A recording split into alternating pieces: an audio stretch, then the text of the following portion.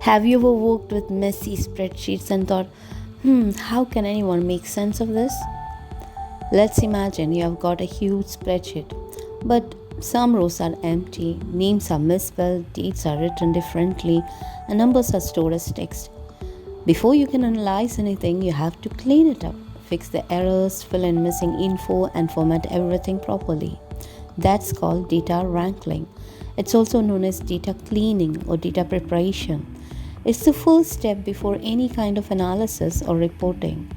Think of it like cleaning your kitchen before you start cooking. No one wants to cook with dirty dishes or random ingredients lying around. So, in simple words, data wrangling is about making your data neat, organized, and ready to use. Without it, nothing else works right. Follow for more data concepts.